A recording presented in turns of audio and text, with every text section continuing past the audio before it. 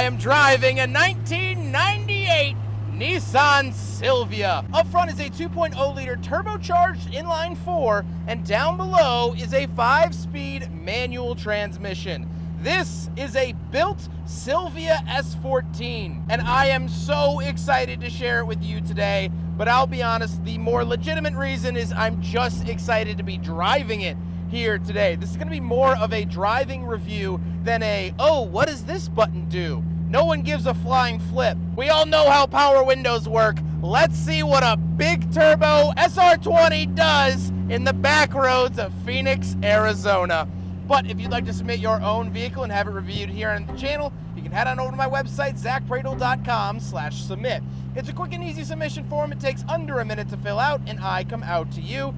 And if you'd like to see all my videos weeks or sometimes months in advance, you can head on over to my Patreon for only $5 a month. This video is made possible by Collectible JDM Imports. Collectible JDM is based out of Phoenix, but they will find your perfect JDM vehicle no matter where you are. If you would like to import a vehicle or contact them about a vehicle you're looking for, please click the link in the description below. But let's get back to that growling beast under the hood. It is a 2-liter inline-4 turbo. Now the turbo has been swapped out for a much bigger turbo. This is an S14 DET, but that T is capital under the hood today because it's putting out about 350 horsepower on its low boost tune, which is the tune that I am running. However, it can certainly make more.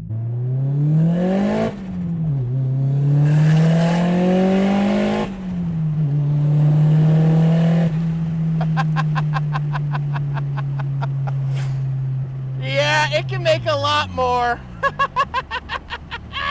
Now, there's a lot more done to it than just engine mods, but it's a relatively stock block. Just big turbo. This does have a wide body kit that we'll get to a little bit later on, and some knickknacks to just make this an absolute driving machine. And that's what we're doing here today. Paired to a 5-speed manual transmission, feels lovely.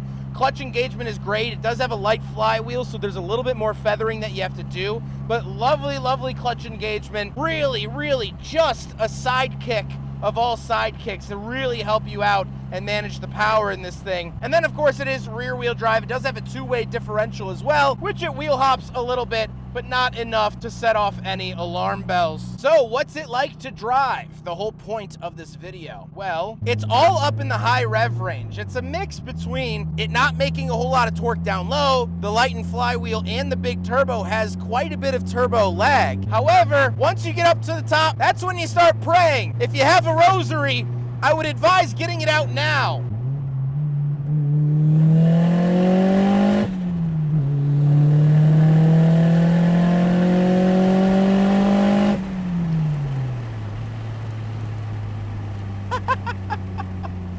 Oh, good Lord! Oh, that is good. It is so good. It punches you in the gut. It's so theatrical. It wants the big show. It wants the pop. It wants the standing ovation. And boy, will I give it one because this deserves it. Now, obviously, this is nowhere near the stock Silvia. Stock Silvia is a great car, and it had a turbo in the Silvia K, which is what this is, but it didn't have the pizzazz. It needed this build to unlock its showmanship. And I love that noise that it makes. It sounds like one of those tubes you had as a kid that you could pull apart. Listen for it.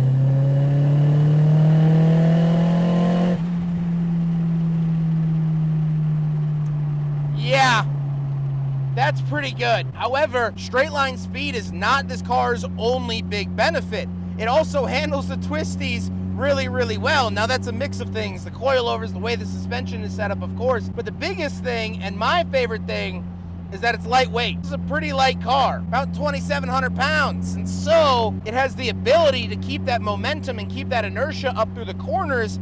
And when you do get on the brakes, it doesn't feel like the weight of the world is tugging on the back of your shirt.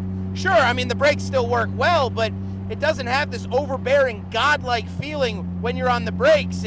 It's nice and it's gradual and it's endearing almost. But then when you're back on the gas in the straightaways, it opens up a can of whoop whatever. Slight twisty here.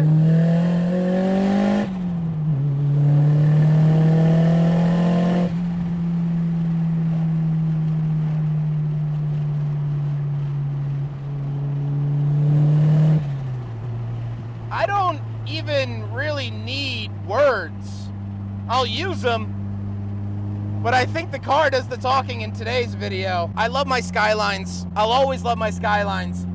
They do have a little bit more torque down low, and that is kind of missing. The drivability of this car on regular roads when you're not beating the snot out of it, and it's certainly the lightweight flywheel certainly hurts that, because low revs are the antithesis of this car. But I don't really care. I'm not taking this to ShopRite. I'm not taking this to Safeway. I'm taking it here. When you start going, this car just throws blinders on. It's only focused on the mustard yellow line to the left and the cream white line to the right. That's it. That's all this car cares about. And sometimes it'll dance with the mustard and cream, but that's only really when I want it to. Oh, it just feels right. It feels good. It feels like a good hearty meal, something that's soul warming. This is automotive soul food, and yet also a rock concert. And of course, it's time for the chorus. We all know it. Sing along if you know the words.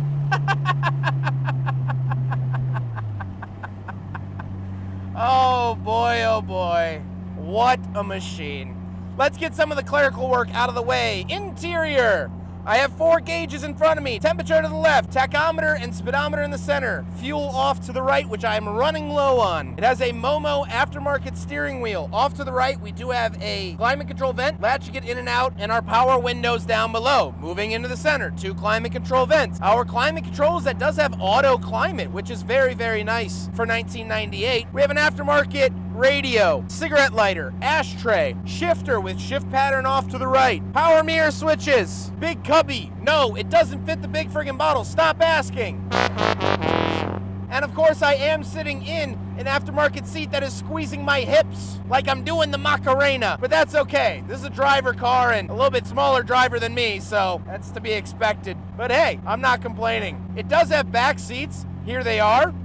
And it has a trunk that currently doesn't open. It is on T37 wheels, and it does have a wide body, but this wide body is done so well, it wasn't actually immediately noticeable for me, but you can really tell with the taillights, it kind of looks like it was stung by a bee a little bit, but you know, in the best way possible. Overall, this car looks so honed in, so happy, healthy, and free, and I just love that the exterior matches the interior driving experience, which is, you know, as the kids say, fantastic. I think that's what the kids say these days anyway.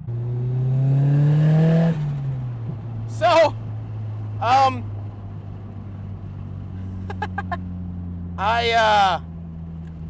accidentally put it into high boost for that last bit that you were watching.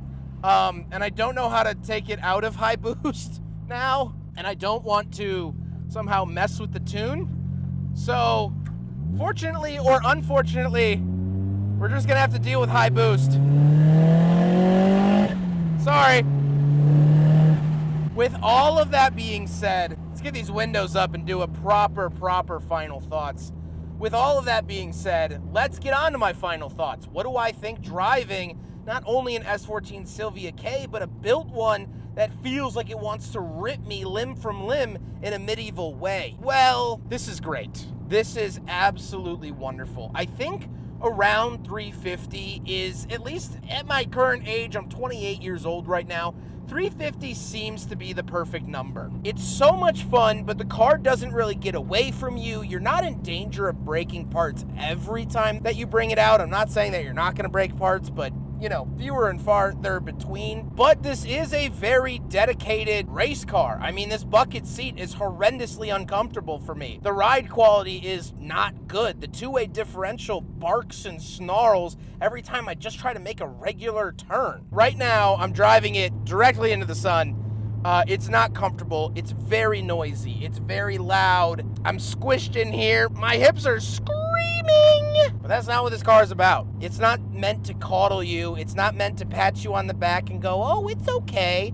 You take the corner at whatever speed you want. No, this says we're taking this corner. You either hold on or get the f out. This car is not for the weak. It's not for the ill-willed. But when you start to learn its idiosyncrasies, when you start to learn where it's happy, when it's happy, what it's doing, then you earn this mutual respect with the car. I know what this car is going to do. It's predictable. It's scary. It's angry. I don't know if we're best friends, but it's predictable. And in today's world, predictability is worth more than gold. Boy, oh boy, is this just so good. Do I want to road trip this across the US? Of course not. Do I want this under my left hand and right foot on a canyon road? More than anything in the whole wide world. I hope you guys enjoyed the video. Huge thank you to Jad for letting me borrow his Silvia S14.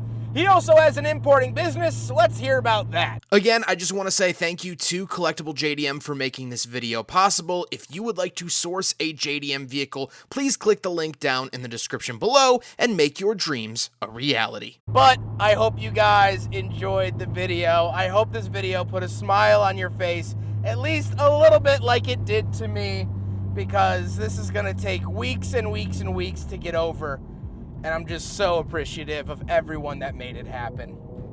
I hope you enjoyed the video. Don't forget to rate the video, comment on the video, and subscribe if you really liked it. I'm sweating like a pig, baby. Goodbye!